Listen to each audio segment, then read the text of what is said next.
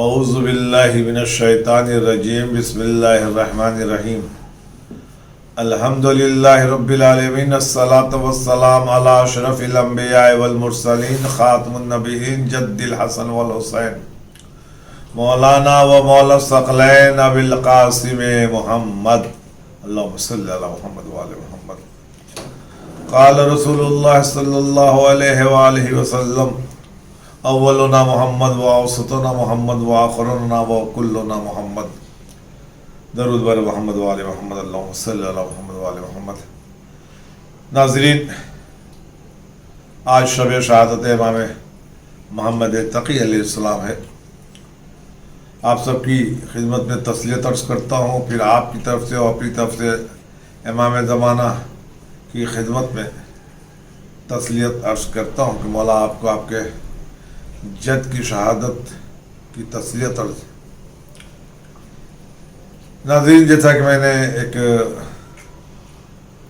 Programme بنایا ہے کہ شہادت اور ولادت میں مجلس یا محفل پڑھنے کے ساتھ ضرورت ہے کہ امام کی تاریخ کے متعلق گفتگو کی جائے کہ بچے اور ہمارے نوجوان امام سے واقف ہو سکے۔ آج جس امام کی شہادت کی تاریخ ہے، نام محمد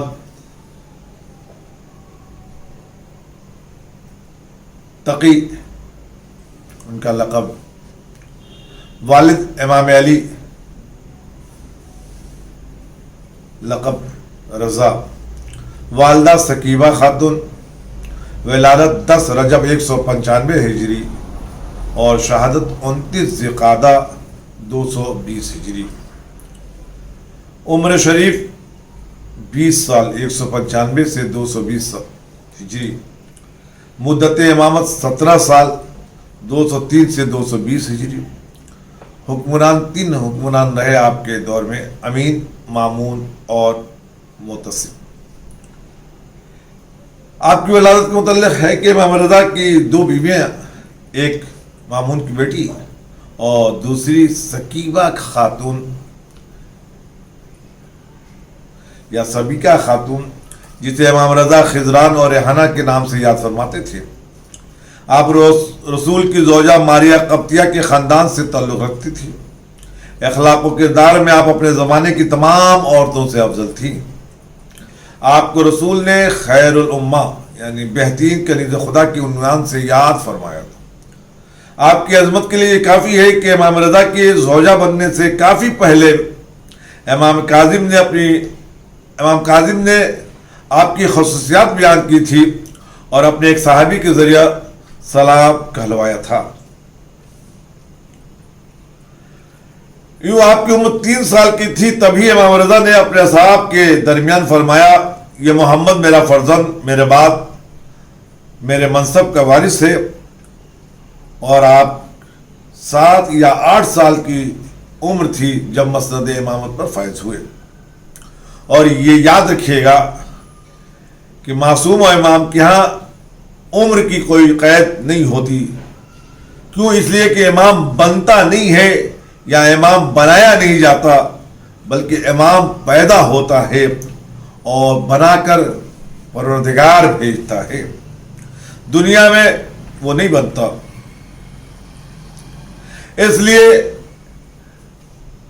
عہدہ رسالت کے لیے کوئی عمر کی قید نہیں ہوتی۔ یہ نمائندے پروردگار ہیں اور پروردگار اپنے نمائندوں کو جب چاہے رسالت اور امامت عطا کر سکتا ہے۔ عیسیٰ جھولے میں نبی تھے، انی عبداللہ تانی الکتاب و جلنی نبی۔ تو یہ بچپنے میں، تو یوسف جوانی میں، تو محمد قبل ولادت ہی نہیں بلکہ قبل آدم نبی تھے۔ یہ عہدہ از طرف خدا ہوتا ہے اور جب اس کی طرف سے ہے تو عمر کی کوئی قید نہیں ہوتی۔ امام تقی علیہ السلام نے مسئلہ عہدہ خدا اور عمر کے ایسے حل کر دیا کہ آپ کے بعد پھر کسی نے عمر کا سوال نہیں کیا.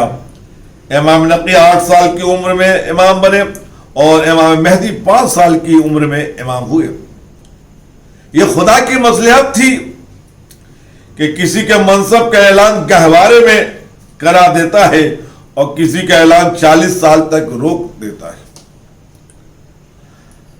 آپ کی ولادت دور امین میں 195 ہجری میں ہوئی. 198 میں مامون نے امین کو قتل کرا کے مسند خلافت پر قبضہ جما لیا. اسی نے آپ کے والد کو 203 ہجری میں زہر سے شہید کر دیا اور 203 ہجری میں آپ مسند امامت پر فائز ہوئے. 3 سال دور امین میں رہے, 5 سال دور مامون میں زندگی اپنے والد بزرگ کے سائے امامت میں گزاری اور 203 سے 218 تک 15 سال مامون کے دور میں امام رہے اور مامون کے بعد اس کا بھائی معتصم خلیفہ ہوا تو 218 سے 220 تک یعنی 2 سال اس کے دور میں امام رہے. آپ کی شادی مامون نے اپنی بیٹی ام فضل سے کرائی. اس شادی کو اگر سازشی شادی کہا جائے تو غلط نہیں ہوگا. ہوا یوں تھا کہ امام رضا کی ولی عہدی سے بنی عباس ناراض تھے اور امام کی شہادت کے بعد علوی بھی مخالف ہو گئے. مامون نے بہت کوشش کی کہ اپنے جرم پر پردہ ڈالے کہ کہیں ایسا نہ ہو کہ علوی انقلاب برپا کر دے. لیکن جب یہ ظاہر ہو گیا کہ امام کا قاتل مامونی ہے تو مامون نے پردہ پوشی کرنے کے لیے امام رضا کی شہادت کے 1 سال بعد 204 ہجری میں امام تقی کو مدینہ سے بغداد بلایا اور اپنی بیٹی ام فضل سے عقد کر دیا. یہ صرف تخت و تاج بچانے کے لیے کیا اور یہ ظاہر کرانے کی کوشش کی کہ اگر باپ کو زہر دیا ہوتا تو بیٹے کے لیے اس طرح احترام نہ کرتا. یہ اب صرف مقصد سیاسی کے لیے ہوا تھا اور مامون اس سے سیاسی مقاصد کو حل کرنا چاہتا تھا اور اس نے اس میں بہت کامیابی بھی حاصل کی.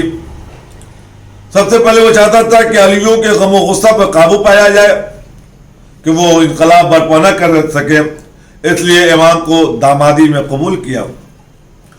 دوسرے کہ وہ چاہتا تھا کہ امام کی نقل و حرکت پر نگاہ رکھے اور امام کو لہو و لعب کے محافل میں اتنا شرابور کر دے کہ عوام کے سامنے امام کی زندگی داغدار ہو جائے. اور اس نے کوشش بھی کی کہ ایک مرتبہ 100 حسین کنیزوں کو بہترین لباس پہنا کر امام کی خدمت میں بھیج دیا. امام نے کہا کہ تم لوگ لوٹ جاؤ, مجھے اس کی ضرورت نہیں. پھر رقص کو غنا کی محفل سجائی گئی اور ایک شخص کو باجے کے لیے منتخب کیا گیا. امام نے کہا شیخ تجھے شرم نہیں آتی کہ اس کام کو انجام دے رہے ہو جس پر غضب الہی کا انحصار ہے. اتنے زور سے ڈانٹا امام نے کہ اس کے ہاتھ سے وہ سارنگی چھوٹ گئی اور اس کے بعد پھر وہ زندگی بھر سارنگی نہ بجا سکا.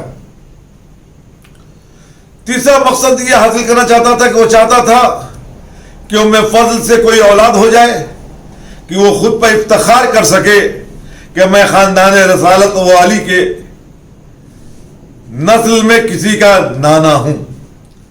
لیکن خدا نے ہر دور میں ان سازشی شادیوں کو بے نقاب کیا ہے اور جس نے بھی سازش کے طور پہ اپنی بیٹیاں اللہ کے نمائندوں کو دی ہیں اللہ نے ان کی گود کو ہرا نہ کیا اور وہ ہمیشہ اولاد سے دور رہیں. مامون نے جب شادی کا اعلان کیا تو بنی عباس ناراض ہو گئے اور آ کے کہنے لگے آپ ام فضل کا رشتہ بنی ہاشم کے بنی عباس کے کسی فرد سے کیجئے. ایک بچہ اور آپ کی دختر, یہ بچہ جو کمسین بھی ہے, اور جب کمسین ہے تو اس کے علم کا معیار کیا ہوگا.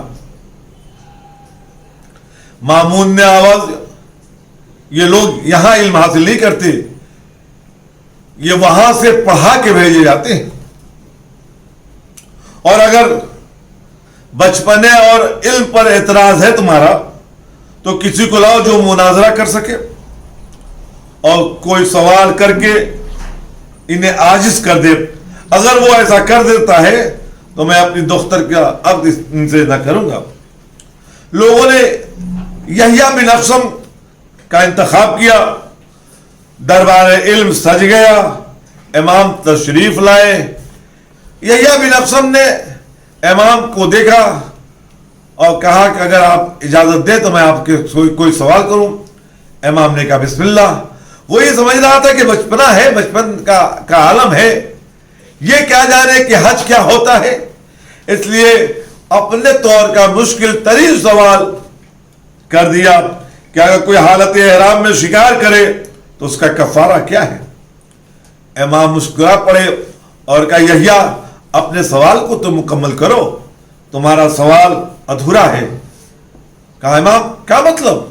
کہا تم نے پوچھا کہ کوئی حالت احرام میں شکار کرے تو اس کا کفارہ کیا ہے, پہلے یہ تو بتاؤ کہ جس نے شکار کیا وہ آزاد تھا یا غلام, وہ مرد تھا یا عورت, وہ بچہ تھا یا ممیز, اس نے جان بوجھ کر کیا یا غلطی سے, شکار کے مسئلے کو وہ جانتا تھا یا جاہل تھا, پہلی بار کیا یا کئی مرتبہ کیا, نادم ہے یا نادم نہیں ہے. اس کے بعد بتا جو اس نے شکار کیا وہ حرم میں کیا یا ہل میں, دن میں کیا یا رات میں. پھر یہ بھی تو بتا کہ جس کا شکار کیا وہ پرندہ ہے یا جانور, بڑا ہے یا چھوٹا. یحییٰ مبہوت ہو گیا. مامون نے کہا احسن احسن یا ابن رسول اللہ. پھر امام سے مخاطب ہو کے کہتا ہے امام کہ مولا آپ بھی کوئی سوال یحییٰ بن اقسم سے کیجئے.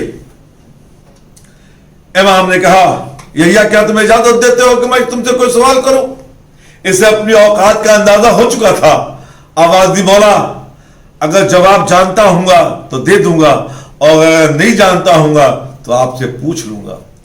امام نے پوچھا یہ بتاؤ اس عورت کے بارے میں کہ کیسے ممکن ہے کہ صبح حرام تھی, دن چڑھے حلال ہو گئی, ظہر پھر حرام ہو گئی, عصر پھر حلال ہو گئی, مغرب حرام ہو گئی, عشاء پھر حلال ہو گئی, آدھی رات کو حرام ہو گئی, اور نماز صبح کے وقت حلال ہو گئی.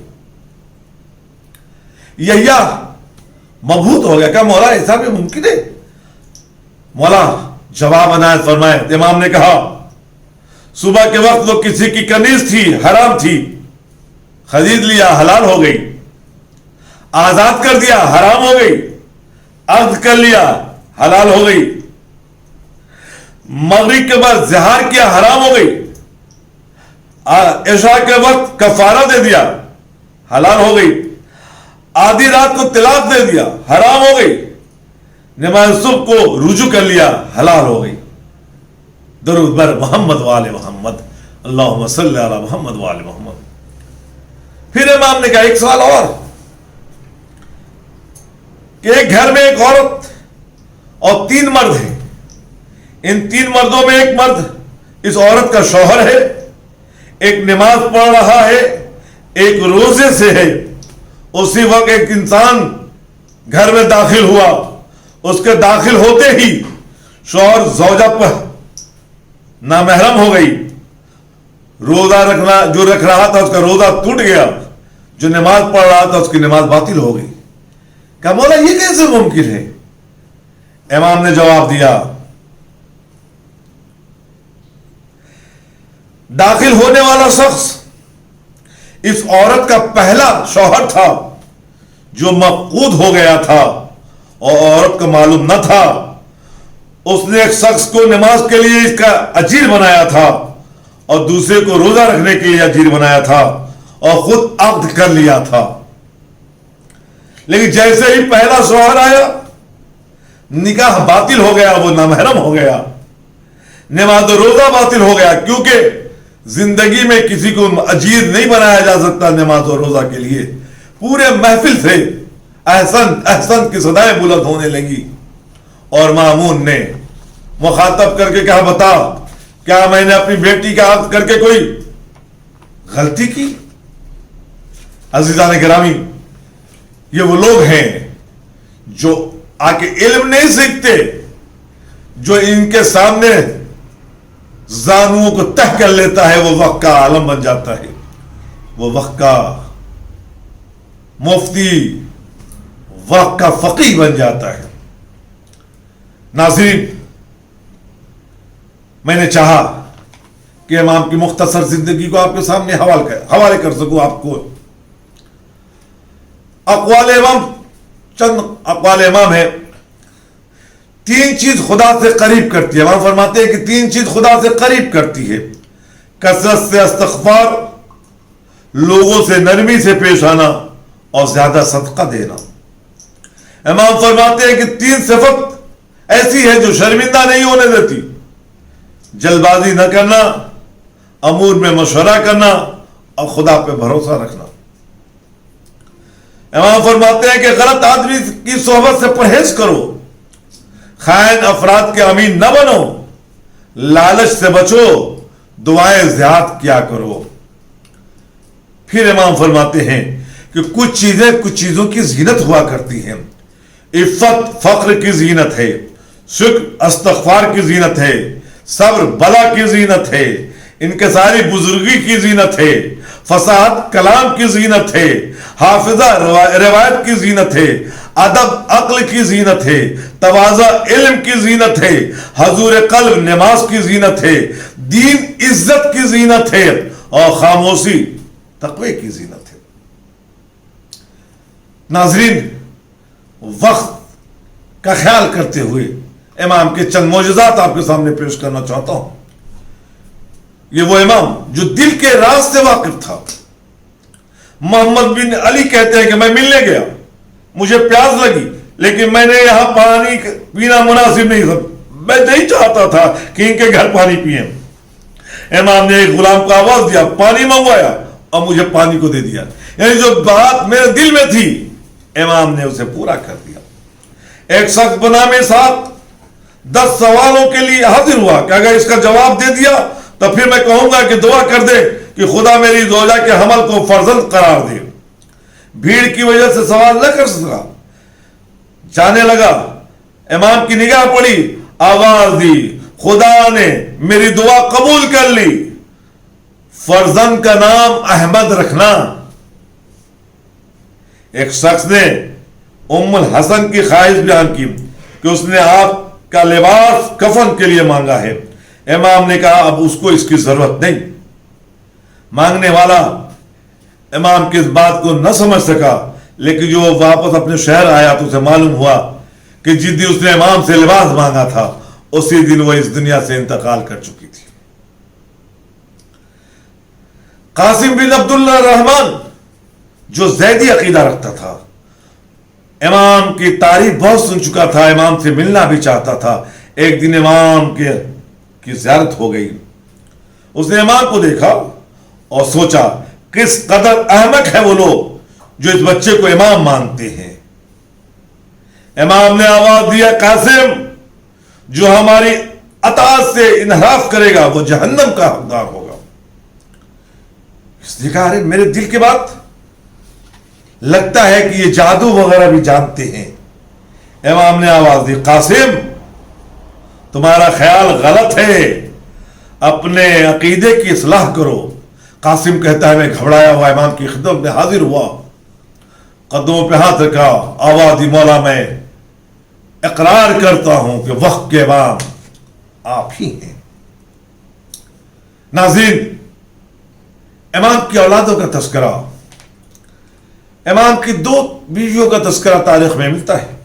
एक उम्मुल फजल जो मामून की बेटी थी, और दूसरा समान मगरबिया। इमाम की औलादों में इख्तलाफ है। इमाम अली नकी, मूसा मुबर्रका, फातिमा, हकीमा, इमामा, और कुछ ने हुसैन और इमरान और खतीजा में कुलसूम का भी इजाफा किया है। और ये सारी और औलादें समान मगरबिया से। और इस बीवी की अजमत के लिए यही काफी है कि बीवी पूरे साल रोजे रखा करती थी, और इस अजीम बीवी को अल्लाह ने वो फर्जंद अता किया जो मामून की बेटी चाहती रही और उसे मुयस्सर न हो सका। इमाम की औलाद में मूसा मुबर्रका इमाम अली नकी के बाद सबसे अजीम शख्सियत है। आप बड़े हसीन थे। आप जब घर के बाहर निकलते थे तो चेहरे पर नकाब डाल लिया करते थे कि लोगों को में ताब न रहा करती थी कि चेहरे की ज़ियारत कर लोग बेहोश होकर गिर जाते थे। और इमाम रज़ा के मंसूब खानदान रज़वी और तखवी इसी आगा मुबरका की औलाद से है। आपकी कब्र क़ुम्म मुक़द्दस में मौजूद है। हकीमा खातून की इमाम तकी की बेटियों में सबसे अजीम बेटी हकीमा खातून।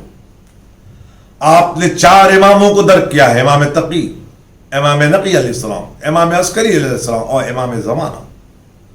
और आपकी अजमत के लिए ये काफ़ी है कि ये वो बीवी हैं जो वक्त विलादत इमाम ज़मान मौजूद थी, और इन्होंने इमाम की विलादत का मुशाहदा किया और अपने भाई इमाम हसन अस्करी से बयान भी किया, भतीजे इमाम हसन अस्करी से बयान किया।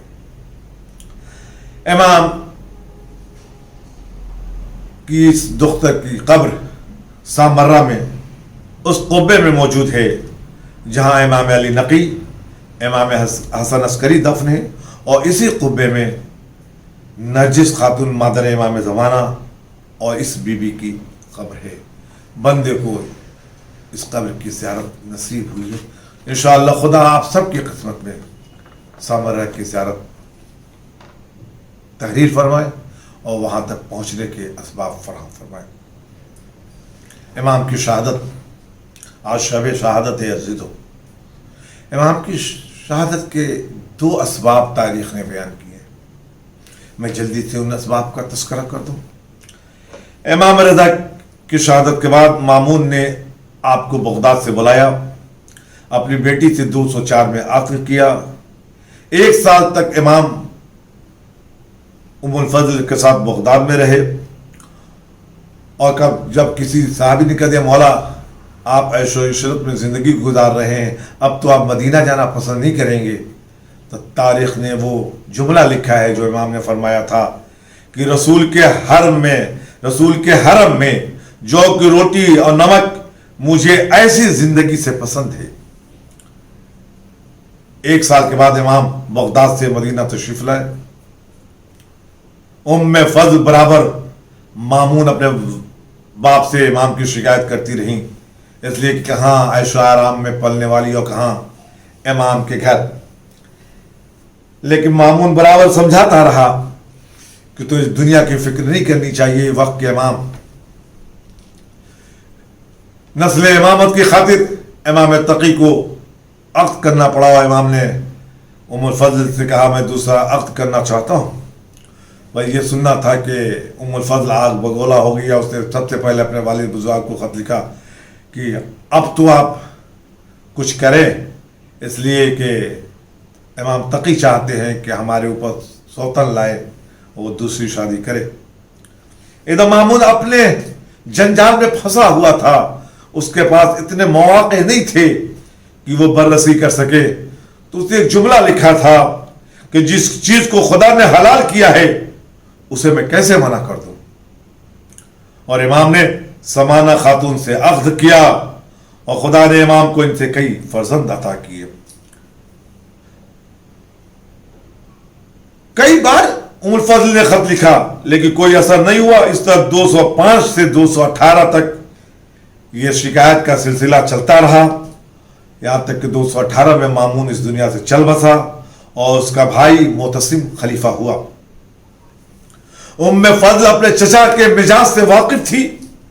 उसने बार बार इमाम के खिलाफ नामा लिखा, यहां तक कि 219 हिजरी को मोतसिम ने इमाम को मदीने से बगदाद बुला लिया। 1 साल तक इमाम को कैद में रखा और 220 को जहर देकर शहीद कर दिया। ये पहला सबब था जो शिकायत उम्मुल फजल के नाम से तारीख ने लिखा। और दूसरा सबब तारीख ने लिखा है कि एक वाकया हुआ था कि एक चोर की सजा में हाथ कहां से काटा जाए। किसी ने कहा था हथेलियों से काट दिया जाए, किसी ने कहा था कलाई से काट लिया जाए। लेकिन जब मोतसिम ने इमाम से पूछा तो इमाम ने कहा कि काजियों ने अपना हुक्म दे दिया है, हमको इससे दूर रखा जाए। लेकिन जब मोतसिम ने कई मतबा इसरार किया तो इमाम ने कहा कि चोर का हाथ न कहनियों से न कलाई से बल्कि चोर का हाथ सिर्फ उंगलियों से काटा जाए, इसलिए कि नमाज में 7 चीजों का ज़मीन पे होना जरूरी है और ये 7 चीजों को खुदा ने अपना कहा है और किसी को यह हक नहीं है कि खुदा की किसी चीज को कता कर दे। मोतसिम ने इसे कबूल किया।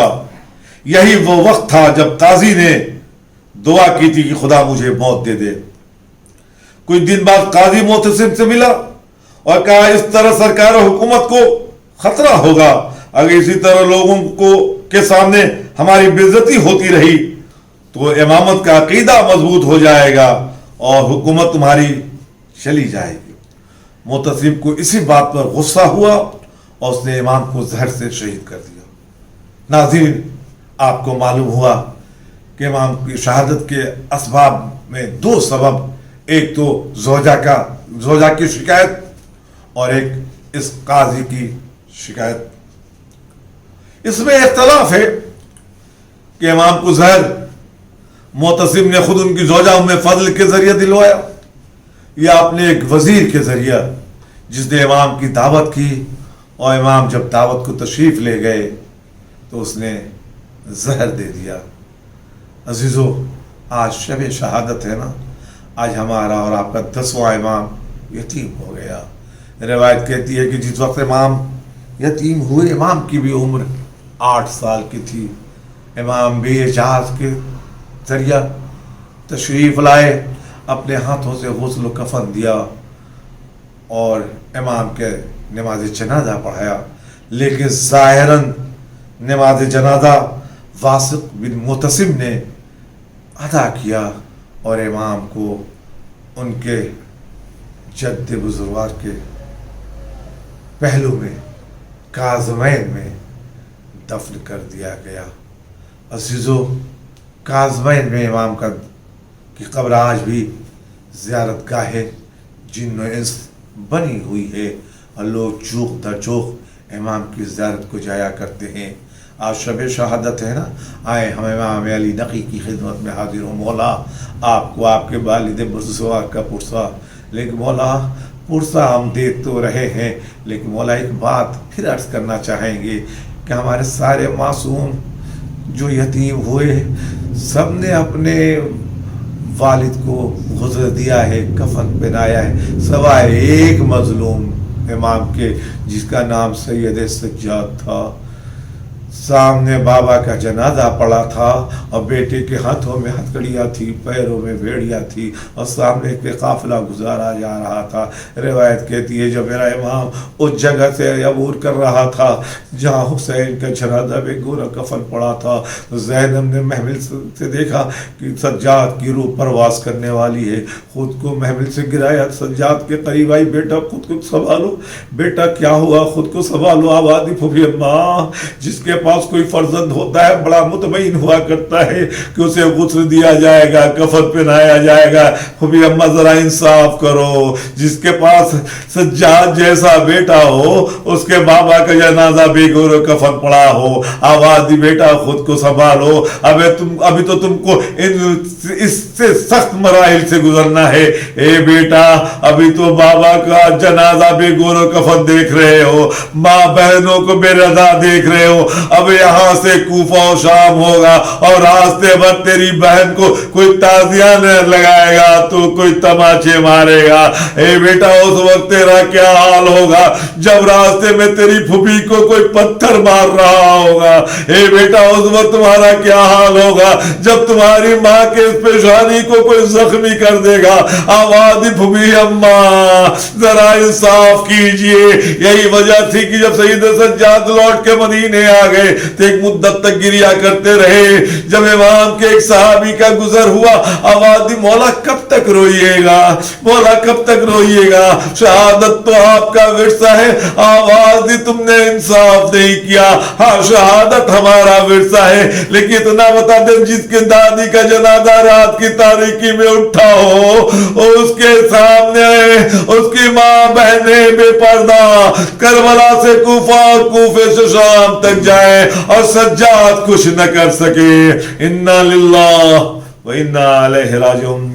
नाज़रीन आज शब शहादत है, आया दुआ कर परवरदिगार हम सबके मुकद्दर में काज़मैन की ज़ियारत तहरीर फरमा, वहां तक पहुंचने के असबाब फराहम फरमा।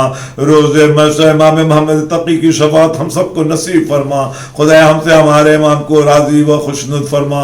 खुदा इस बीमारी नागहानी से मिल्लत इस्लामिया को निजात अता फरमा। और जो लोग इस मर्ज में मुब्तला हो गए हैं उन्हें शिफाए कामिला अता फरमा। खुदाया हमारे वालिदैन को बख्श दे, खुदाया उन्हें जाए रहमत में जगह अता फरमा। खुदाया उनके गुनाहों को दरगुजर फरमा। खुदाया हमसे हमारे इमाम को राजी व खुशनूद फरमा, हमारे इमाम के ज़हूर में ताजील फरमा। वस्सलामु अलैकुम व रहमतुल्लाहि व बरकातुहू।